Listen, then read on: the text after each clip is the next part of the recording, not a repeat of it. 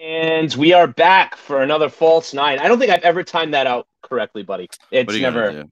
What are If you I gonna had do? video editing software, we'd cut the first couple seconds, but I don't, and I don't feel like doing Well, what are you gonna do? Whatever. It's all good. So we're back for another false nine. No guests this week. This is the first time in a few weeks. There's actually a lot to talk about, just me and Buddy, between just stuff around the show and soccer talk. So we're just gonna roll with me and Buddy this week.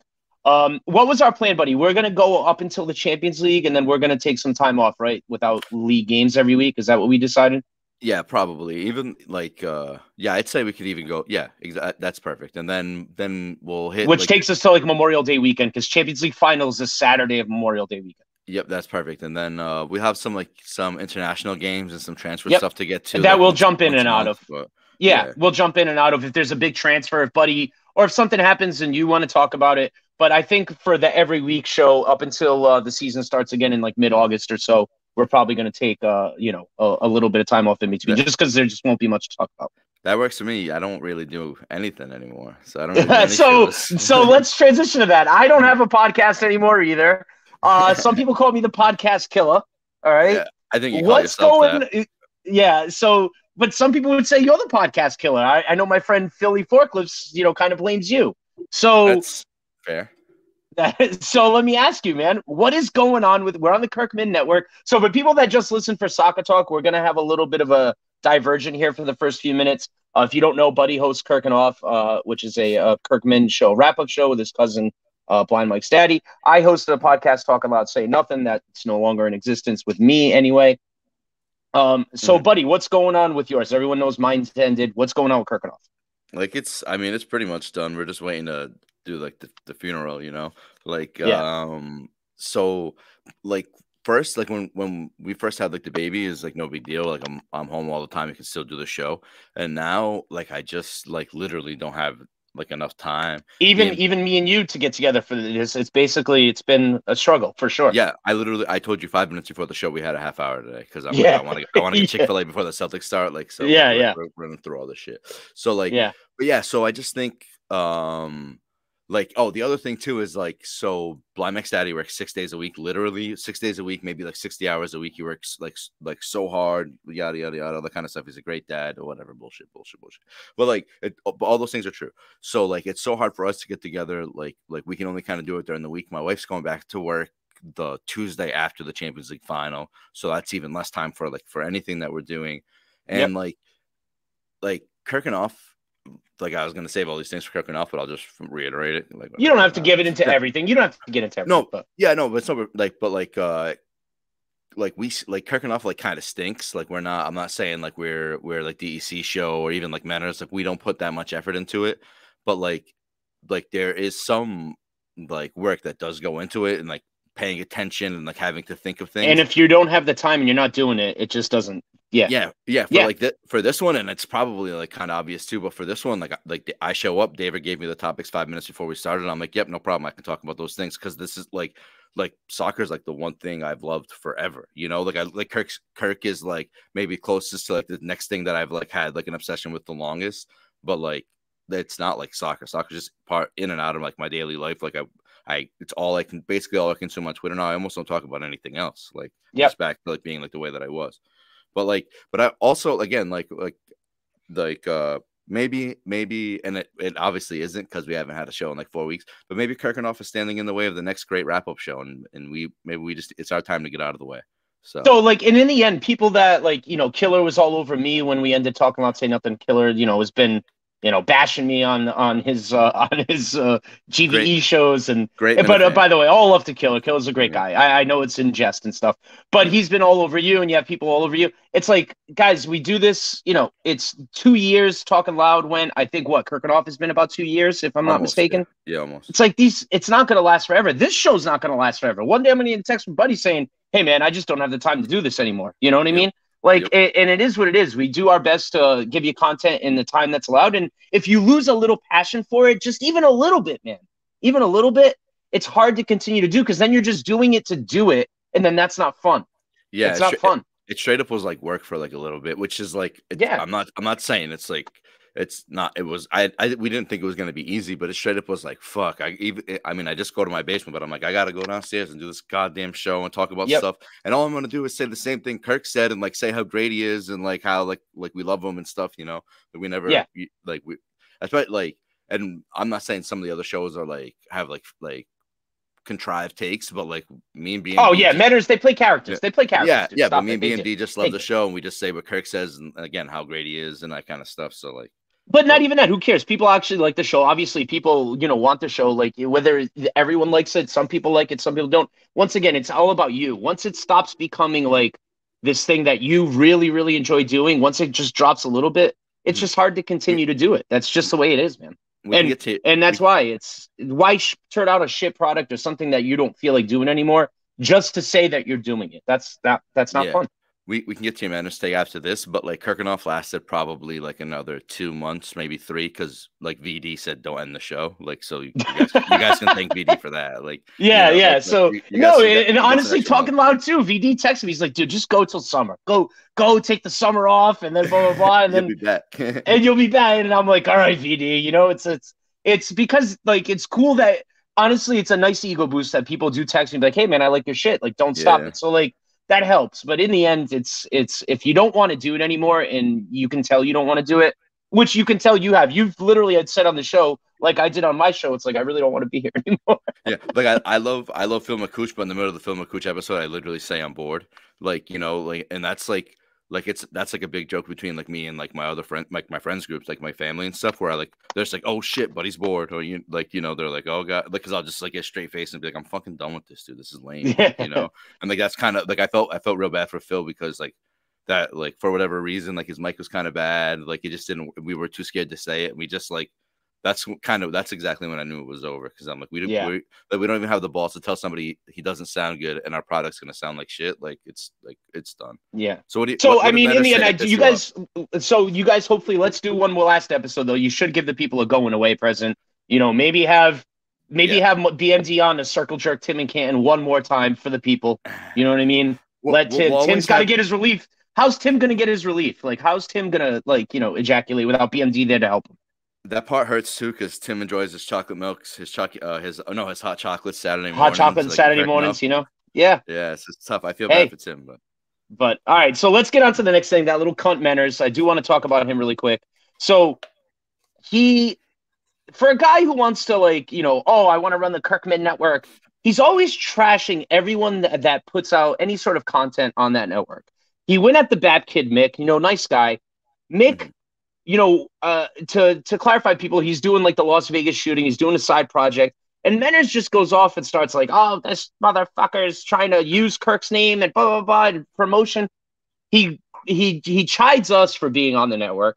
So he made a little Mhm. comment on his show show with Red, where he, thanked everyone. I guess they've done like 10,000 downloads in 2 months. And I was like, oh, that's cool numbers. I'm sitting there listening. I'm like, oh, blah, blah, that's pretty cool. Good for them. And he's Mhm. like, and then you see other podcasts like, those False Nine kids, congratulating themselves over 100 downloads. Ooh, good job. And I Mhm. was like, this little cocksucker. Like, when we first started this, buddy, I hit we were getting what, 17 downloads when we first started doing the podcast version. Mhm. So a couple of weeks ago, we started getting over 100, and I was like pretty proud of that. That's a pretty big jump. So what Yeah. I'll say to Menners is this: no one feasts off the Kirkman name more than that little Australian midget. He's done 85 wrap-up shows. I think he would like the whole network to just be him doing wrap-up shows. That's what he wants the network to be.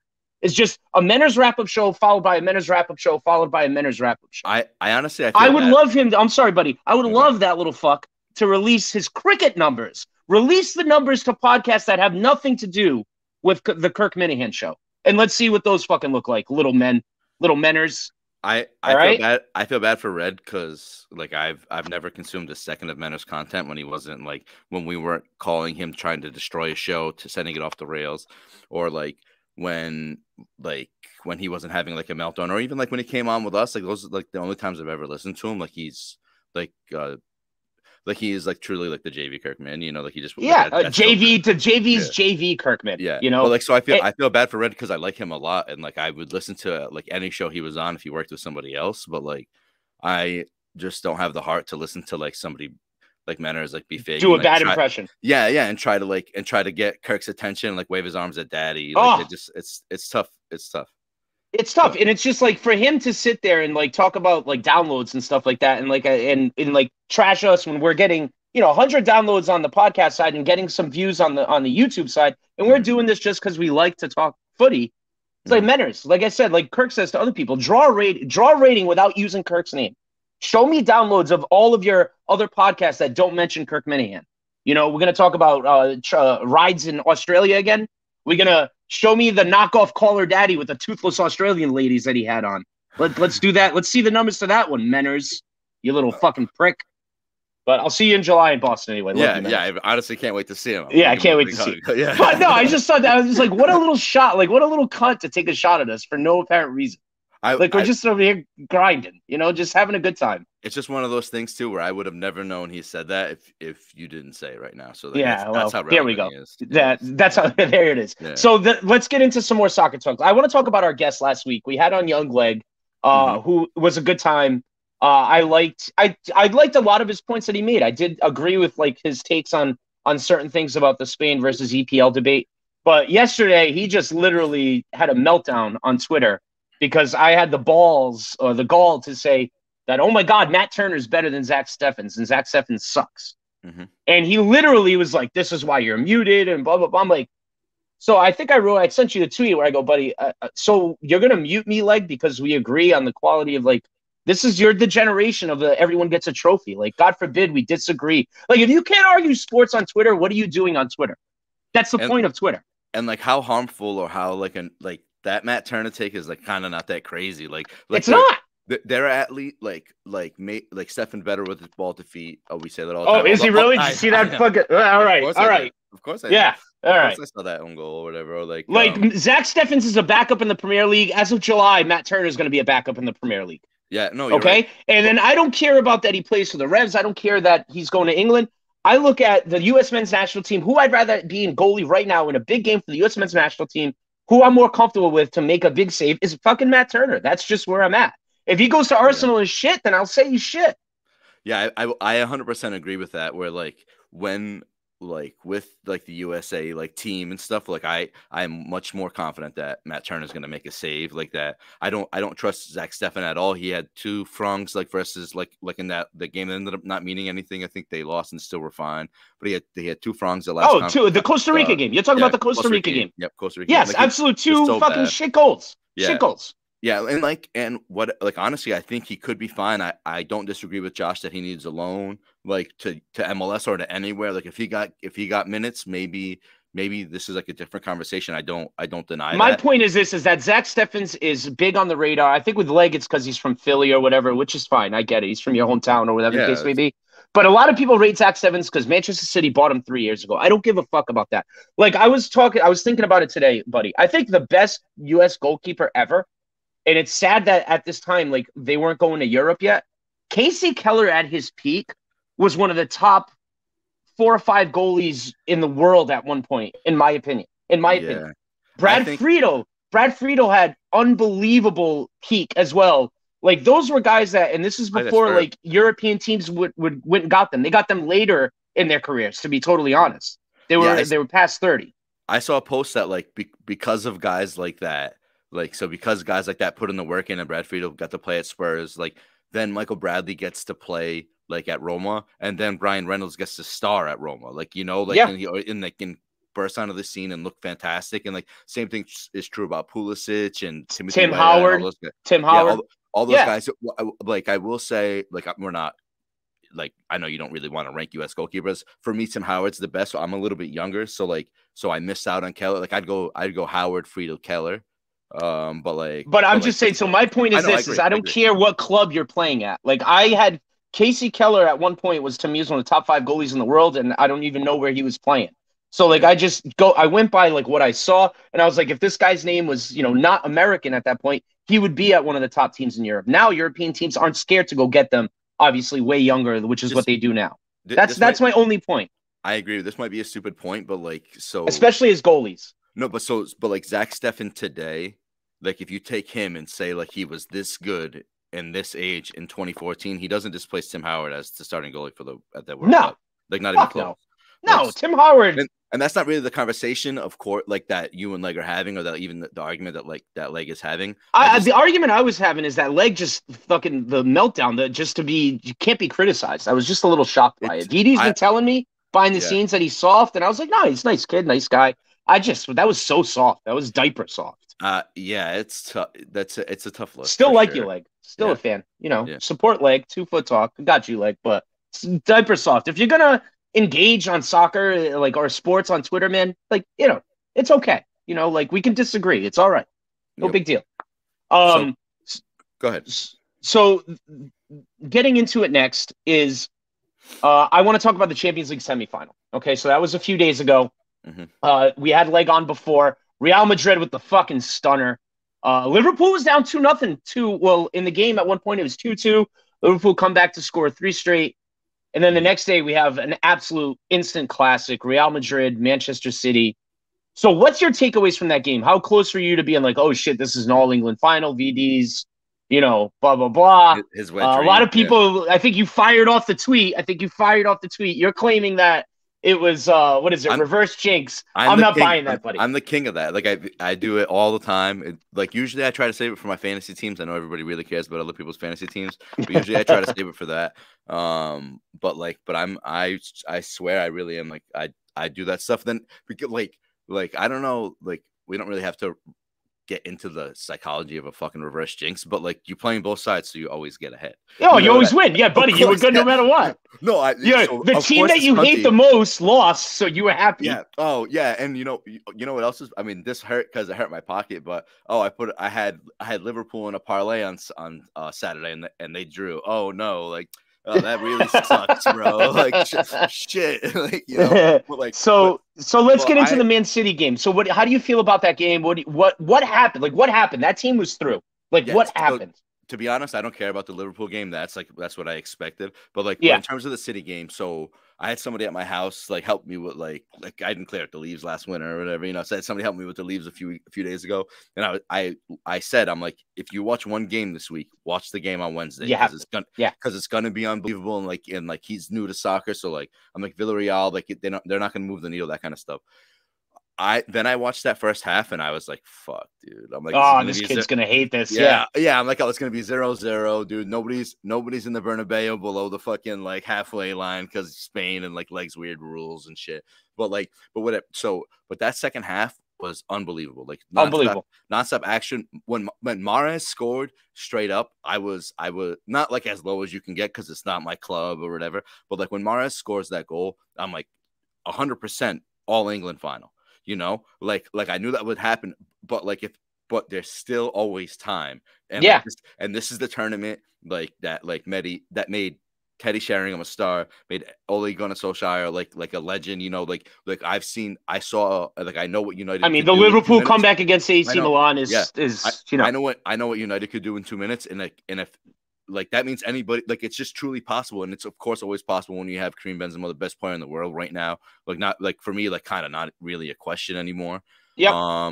But that game, so that game changes, and it's so weird because City is like just about like with the guys they play, like they obviously have some like riffraff on the bench, but with the guys who are in the rotation are just about as deep as anybody. And of course, and that game changes somehow when De Bruyne comes out of the game. I know De Bruyne. But that game changes then, and like people always say, "Oh, De Bruyne has his own fitness level because once he's pink, you take him out, he's cooked." But so De Bruyne comes out, that changes the game, and at the same time, like or close after, Ancelotti takes out like Luka Modric, and he takes out like Casemiro, and he takes out all the like he starts making these subs, and like Camavinga comes on, who was electric. Rodrigo comes on, like, and they just overran them in the midfield. All of a sudden, they start going for it, and what a performance Camavinga made. Maybe like man of the match in like his 60 minutes or whatever he played, even maybe even less than that. I'm not even sure, but it just Vinicius is a star. Rodrigo, that's his name, right? The other guy from Real Madrid. Rodrigo, the Brazilian. two headers in 2 minutes. Like, of course, one was flicked off of Asensio too, but like the first ball from Benzema was unreal. Then I can't tell you who swings in the ball from the right for Rodrigo's second goal, but like I think it was Camavinga, if I'm not mistaken. I have to look that up. Those balls hit the back of the We're net, beautiful. dude. And this is an expression I use too much, but I've seen this one before, dude. That second ball hits the back of the net. I know how it ends. I know everybody tweets right away like City's cooked, and 100% they were. And then it was the Patriots sending the game into overtime. Yeah, you knew Atlanta had no chance in overtime, no chance. And like he is the second best center back in the Premier League, but like that is a rough look from Ruben Diaz. Ruben Diaz is a bad penalty. Yeah, bad penalty. Yeah, and that's him lunging. He's maybe tired. So my friend Jeff Amaral, but big Fikishta as well. Shout out Jeff Amaral. He's on Twitter. He said that's what he's known for is like when he loses his legs, when he's tired, even with Benfica, even youth, just starts flinging it around. He just starts flinging around. He just starts. He loses his composure a little bit when he's tired, and he will take chances that normally he does not take. So I think that's what happened to him. And they were just rattled. That team was rattled. And not having De Bruyne anymore to settle. What De Bruyne does for them is why he's their best player to me, is that you get him that outlet pass, and he will either then make a dribble, hold the ball if he needs to be held, or spray a pass out to where it releases somebody, gets someone. To take him out in the second half when you're still up 1-0, I just didn't understand it. I know you're like he tries to. I don't think he tried to defend the 1-0 lead either because he brought Grealish on too. So I don't think he tried to defend the 1-0 lead. But to me, De Bruyne has to play that full 90. He just fucking has to. And it's so weird too. So like I've said it like a billion times on here. Like you should never play two number sixes. It's two guys doing the same fucking job. I fucking hate it. But he plays Rodri. He brings like Fernandinho on. They're in the same space doing the same thing, getting nothing done. And then of course, like I know we just said this, but going back to Ruben Diaz letting in that penalty, like maybe if there's no penalty, like obviously everything is different. But like with the two number sixes, then they're wasted. Benzema converts, of course he does, and this isn't even a question. Like that was like the equivalent of a 3-pointer going in and the net not moving. You know, it was like ice cold. No goalie ever is saving that. And like that ball again, that ball hits the back of the net, and you just know it's over for City. They obviously have to bring Rodri off, like who is better in that role for me than Fernandinho, and maybe his legs were gone, but like you have to make a change there. And they bring on $100 million man like Jack Grealish, which I know like you want to talk about. And he was on before that, but like they bring Grealish no, he was on. He could have iced the game. So this is my whole point. Yeah. You bring on Grealish, and I think he brings on Grealish because he knows that he would have all this space, buddy, to try to finish the game. And he's it's so almost good at drawing fouls, so good at it. And I think he brings him on thinking, okay, maybe he sets something up, maybe he ices the game, confidence going forward, whatever the case may be. He had 2 chances, buddy, 2 chances to end that game. It would have been over. My brain is so cooked, but I think it was Mendy clears that ball off the line. Mendy clears the ball off the line. Like, what like determination, like what hard work, like that's exactly what you want to see. Like, and I know everyone's gonna say, like, oh, that's just unlucky. Like, no, you fucking finish that. Like, hit it higher, hit it harder. I don't give a fuck. You gotta fit. You're 1-on-1 with the fucking goal. You gotta finish that. And like you gotta finish that. And if De Bruyne does it, you could say, oh, it's heavy legs. Jack Grealish does it. It's like, what the fuck's your excuse? Well, Jack Grealish should. I mean, I hear you. And maybe I'm just being, Jack Grealish hater. But then obviously the goalie makes the save on the next one. He tips it away. But it's the same sort of deal. It's like his finishing is always low. I feel like he does not hit the ball high. He loves to pass the ball almost into the net. I know, with those calves too, you think he could elevate, but he just fucking elevate the ball, buddy. Put that game away. Put the game away. I knew right then and there, 85th minute, when he missed both those chances, when both those chances didn't go in, I go, this game is not fucking dead because it's Real Madrid. And now this is this thing I want to talk about, buddy. There was a comment made. I forget. Clarence Seedorf. You obviously know who Clarence Seedorf is, correct? Yes. Amazing number 10 for Holland, for the Dutch, Ajax and AC Milan. Real Madrid also is who he played for. Yep. So he made a comment after the game. He said, this is Real Madrid. There are just certain clubs that have it. Real Madrid, Manchester United. He said the exact quote, I don't know, but that's the gist. He goes, Man City, PSG, they have names. They're not clubs. And I took that and I was like, wow. Like, that's really some deep shit because here's why. I want to kind of talk about blue bloods in soccer, right? Mhm. We had that talk a lot in college basketball. What do you think he means by that? Because right now, Man City's a top club, PSG's a top club, but they're not clubs where you go in there and there's this mystique. They're No, plastic, bro. they're nouveau rich. They're nouveau Yeah, rich, right? yeah. They're brand new rich. That's all it means. It's the same thing that Liverpool fans used to say about Chelsea. Is like now, like Chelsea's kind of proven it, but like is that they're plastic, they're made up, like they're manufactured, like Okay. they're not real clubs, like they haven't been around, like working hard at it and shit. And like Like, there's a I difference between going into the Bernabeu, defending the Bernabeu, than going in playing in City. There just fucking is. oh, like and the difference is like as for all the shit we give leg, if there was no restrictions, that the Bernabeu would be full of white shirts. That does Yeah. not happen at like the Etihad. It just doesn't happen. But like so for me, and like I always like kind of like when I was younger, I would like disregard this argument, but there is something to like your club not having done that, or like whatever, like the Grizzlies say, like in basketball, always kind of being like shitty, or like obviously they turned around with Morant, whatever. But like City goes into that semifinal knowing Pep's won 2 Champions Leagues with the greatest Barcelona team ever, and that's it against the Manchester United team, which had just won the Champions League. So in the first one, and the second one, a really, really, really old Manchester United team that was past it, and we've seen what happened because of like how old that Sir Alex let that team get, and not infusing it with talent. We're not here to talk about Manchester United today, but like, No, we're not. no, it's okay, but like those City players, and maybe I'm wrong, but those City players, those PSG players, no, it's never been done. Yeah.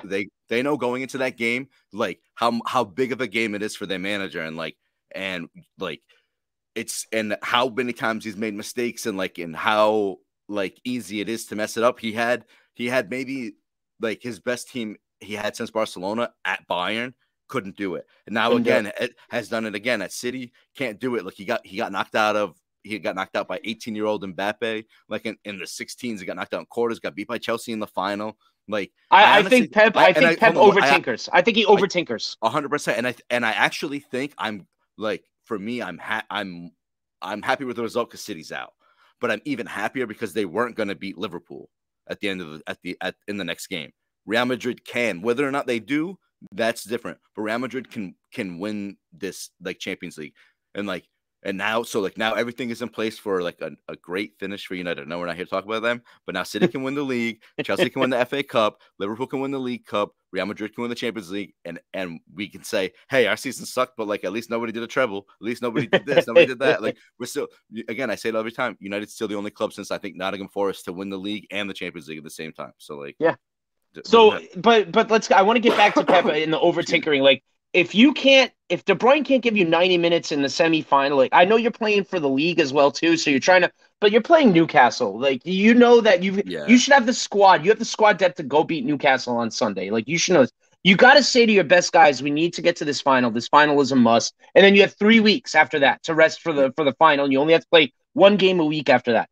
Like, to me, De Bruyne's got to give you 90 minutes. Your main guys have to be able to give you 90 minutes. And I think they can. And also, it's maybe him over tinkering in these games, right? Where they do get used to getting taken out in the 70th minute, and they don't have the 90-minute legs either anymore. Yeah, I do. I think so. I think De Bruyne like could for sure go 90 minutes. I don't think when he plays for like Belgium, they take him out like every like 60 minutes or whatever. Yeah. I just think it's Pep being like I'm smarter than everybody. Yeah, and no, but I'm also, instead of us continuing to play the football that we play, better than anybody, like maybe bar Liverpool, but like him saying, I'm supposed to protect the lead here. I'm supposed to take De Bruyne out. I'm supposed to drop 2 sixes in. I'm supposed to sit in. I'm supposed to hit the balls over the top and chase them and kill the game that way and start being cunts. You've seen as soon as they score goals, all of a sudden City does all the things they hate, all the things that Jurgen Klopp complains about. We're going to get to that little piece of socialist fucking garbage. They start doing all the cunty things that everybody hates, and they're every foul hurts a little bit more, and everything takes like a few extra seconds, which is fine. That's gamesmanship. They do all the things that they hated Jose Mourinho for. They do all the things they hated Mourinho for. Get to Klopp because I got shit to do. Okay, Jesus Christ. All right. So we are going to get to Klopp. So I talked about, we did the Pep and Grealish. So that is next. Pep and Klopp, the crying that they've done this weekend. So Pep had a great comment about Liverpool. So I think you must be loving this when these two kind of go at it like this. So did you read Pep's comment at all or no? Well, I think what the one you're saying is like he says everybody in England wants Liverpool to win because they want Liverpool to get that And quadruple. then and that the refs Liverpool wins Champions League, but they've won one title in 30 years. He threw a little dig at them. Yeah, I heard that. Which I don't mind. I don't mind the shit talking between managers. That's all fine and dandy. The Klopp after the Tottenham game, the crying about what did he say? Disgusting football is I think what he called it. Is his exact quote. He's an like criticizing Antonio Conte. Like, buddy, not everyone has the players you has. Not everyone has the system you has. Like, he's like, Tottenham have world-class players, but they play disgusting football. Oh, but I meant no disrespect to Antonio Conte. I respect Antonio Conte. Oh, but do you really, dude? Like, I just hate the fact that, what does he want? Everyone to go out there and play attacking up and down football with him? Like, listen, that would be great for fans. Yeah, that's fun. But not everyone has the level that you have, has the squad rotation that you have, to go out there and try to score 4 goals a fucking game. Can I read you a tweet from James Ducker? I think he works for the Telegraph. Yeah, he does. Please. So he writes in England. He goes, shame on Antonio Conte for not setting up his team to lose and roll over for Liverpool to claim a straightforward win, which is exactly right. Like they go out there, they went out there, they play a game that's not usually seen in England. It's kind of like more of an Italian style, which obviously that's who Conte is. That's who Conte is. Yeah. But like, so they go out there because they're still battling for 4th place. If they beat Arsenal, they're gonna get 4th place. All that kind of stuff. Like they're fighting to like live another day, or whatever. Like I don't know if that's the right expression, but they're trying to get to like the game against Arsenal. They're trying to not lose points. Like they have to stay in that fight for top 4. They want Champions League, obviously, just as bad as anybody. And in order to do that, you need to pick up points. And they did something not many people can do right now, which took a lead, pick up a point in Anfield, and took a lead, which you knew wasn't gonna stand. But like unless they got 2. But still, they had a chance. And Klopp is like, he's just a cunt, dude. He really is. Like he's yeah. I mean, they're a well-run club. He identifies talent tremendously. The Luis Diaz signing in January is going to end up being a tremendous piece of business. I believe they're getting Fabio Carvalho from Fulham. I believe was announced in the summer. He's going to be fucking awesome for them in that system. He's got a great system. He's got a great thing going. But yeah, what do you want other teams to just show up and roll over so you can win 3-1 or 4-2? What the fuck do you want? And maybe the story is different behind closed doors. Like maybe he's just doing this to defend the guys. But your argument should be your guys weren't good enough at home to break down a team that you knew what was coming from them. You knew it was coming. When I turned the TV on 2:45, like I was at work, so I put it on my phone. I knew exactly what I was going to see. And buddy, Tottenham is built to counterattack. Kane and Son and that midfield is built to hit you on the run. They're not built to possession football. They're just not yet. And they like, you can't do that at Anfield anyway. Like for all the talk of pros should be able to go anywhere and score goals and win games. Like it's different in some places. It's not like going to Burnley, it's not, you're not going even like, no disrespect to you, but they're not going to Stadio de Luz, dude. They're playing at Anfield, dude. It's like, it's all red, it's all loud, it's all energy all the time. Like, and it wasn't always that way. It wasn't that way before Klopp for like a long time, but it's back to being like a fortress there. And again, like if you go out there and just like try to play your football, you're gonna get punched in the mouth and you're gonna fucking lose. And you get down 1-0, 2-0, and it's fucking turns into 5-0 real quick.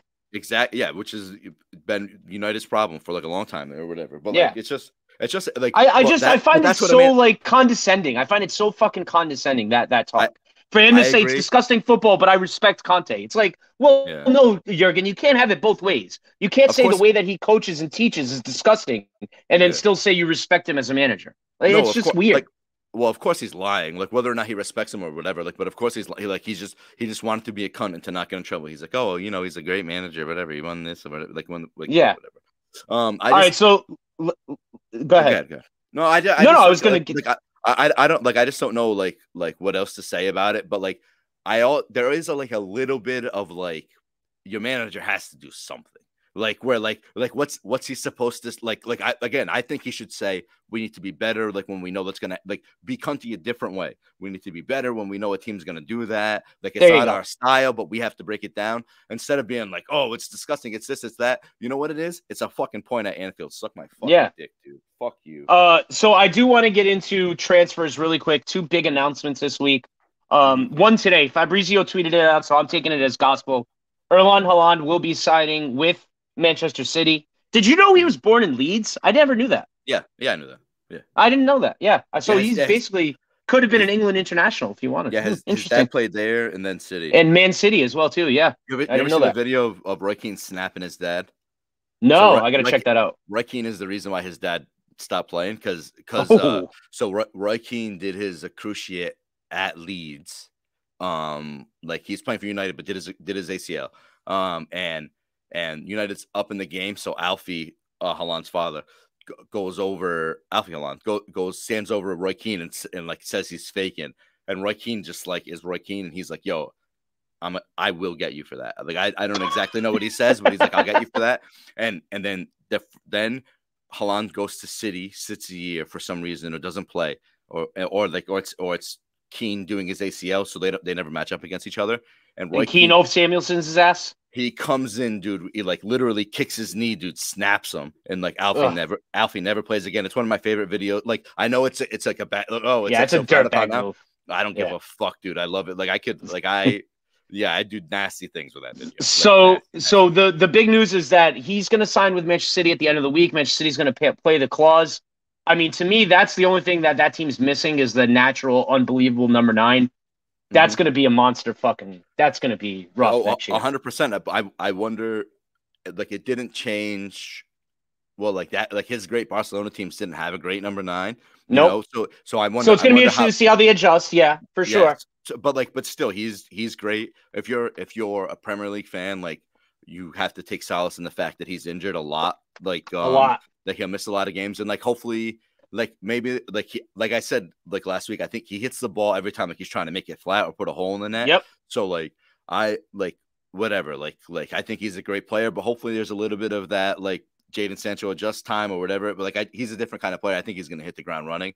Like I Yeah. And I think he's made for the Premier League too, just the way he yeah, plays. yeah, and I'm saying a whole bunch of stuff I would not be saying if he had signed If for he was United. signing for United. Yeah, yeah, it's 100%. But so All I know right, so let's. go ahead. No, good. So the other thing I wanted to get into was your guy. Mhm. Even though you're not a big fan, but he's been at the club 8 years overall in his career. It's Paul Yep, Pogba. yep. I still think pound for pound on the right team on the right system is the most talented footballer in the world, in my opinion. Like pound for pound, what he Yeah. does with France when he plays with France is just fucking dynamic. It's unbelievable when he's Well, allowed to be himself and play in the system that fits him. Now he's a guy that needs to be in the absolute perfect system for him. So mhm, maybe that takes away from his greatness and that you can't just put him out there on any team. mhm, But he turned down a transfer to City. How mhm. do you feel about that? That they went after him, they made overtures. Would that have really pissed you off, or would you be like, "Oh, let him go poison that locker room"? Was No, that something that like? that means it means nothing to me. Like he's a good player. Like he's not a great United player. He's United needs to move on from him. Like they're gonna lose him again for $0 or whatever, £0. I don't give a Yep, shit about that either. It's not my money. Fuck rich people, dude. I don't give a fuck. Like yep. it's their money. I just couldn't care less. But it wouldn't bother me. I think he could go to City and look great. But like I think he knows like England isn't the place for him. Like the game moves too fast. What do we always say about international games? It's a little bit slower. Like that's why I think obviously also different with international. He has a great number 6 and Conte like defending him, so he's able to do like That's he's what able to he roam a needs. little You bit give that more. guy a number 6 that just wins all the balls for him and let him free reign and free roam. That dude's a beast. I agree. Him and Verratti in PSG's midfield is going to be like nasty. Like So I think it's that's what I think. PSG. I think Yeah, it is PSG that he goes to. They're saying PSG, Real, or back to Juve. yeah. No, I agree. I like I don't want to say like I love Paul Pogba because I definitely do not. Like I could give a shit about him, but like I hope it works for him like somewhere because I really do think he's like that talented. Um, but like I just don't give a fuck. Like it's time for United to move on, even if like let's But say it wouldn't have pissed you off to see him in a blue shirt next year. no, like it would have pissed me off when he put on a masterclass versus United because he would turn it on. But Absolutely. we know that's what he does though. He turns it on when he wants to, when he Yeah. like it doesn't always he doesn't always play with that same fire, which is a problem with like a lot of the United players and stuff. So this is like this is a I'm gonna fuck up a Jose quote, but this is a Jose Mourinho quote where they asked him why Paul Pogba is so much better for France than he is for like Manchester United, and then Paul Mourinho's like, that doesn't surprise me at all. And so they're like, why? And Jose's like, well, when you play for France, you have only France. Like, and the same thing for when you play Portugal and Italy, Germany, all these kinds of, it's all the same. But like you're in a camp with just the guys. You talk about football all the time. You play football all the time. You're not at the club. You're not at the and I'm not yeah. saying he's I'm not saying he's Yeah, doing but I that. He get what has you're a saying. wife There's and no the kids. outside noise distractions. Yeah. Yeah. So then and you're in the room with those same guys training all the time, and like maybe there's like a little bit more accountability. Like I'm not saying other guys are holding him accountable. I'm saying he holds himself more accountable in those times. Maybe he's like like okay, curfew at 9, whatever, go to bed, get up for the game, all that kind of stuff. He's not whatever he does. Like, but it's much different when you have freedom, when you get to go home to your house, even okay, whatever, you're going to the Lowry before a game. That's where like United usually stay like for a home match. Like even like, but there's so much more that goes into that training in Yeah. and out, like Yeah. day in, I day out. agree. Like I just hope it works for him, and I hope he leaves England at the same time. There you go. So one of the last things that I had written down here, I want to wrap it up with some U.S. men's national team stuff. Um, we need to get rid of turfs in this country. Miles Robinson tore his ACL on a turf. Atlanta United has had an epidemic of fucking knee injuries this year. I guess they replaced the turf last offseason, is what I just read today. And the players hate the new turf. They're playing in a dome. Listen, they pack it out. It's great. It's fun. It's got to stop. Like it's got to it was a non-contact injury. You saw him hitting the ground. He was pointing at the ground. Yeah. And I feel like I guess a lot of the Atlanta United players have complained about the field at the home stadium. It's disgusting. It's got to change. It's got to. Yeah. And I feel bad for him. He did his Achilles, like so. He like did his Achilles. I know he's out for the World Cup, but yeah, he did his Achilles. Just totally sucks. I think. Am I wrong in saying like maybe I am that like they played Canada on turf, like in Canada for like a World Cup qualifying, which should never be allowed. But like, but I also think, and I know it's tough because like that's not the way contracts work, and it's not in like Miles Robinson at Atlanta United is not as powerful as like other guys and other clubs who can push themselves out.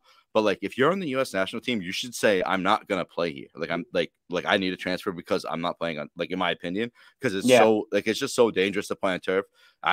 It's why I hate, like I try not, like I love the Revs, you know what I mean? I don't go to too many games. I wish they didn't play there. I wish like they got to play on grass, even if it was around. I don't know how that works, but like I don't. It is sad that like the MLS allows that, but like what are they gonna do? They want they want teams, they want revenues. They, like you said, they pack it out. Of course they're gonna like they.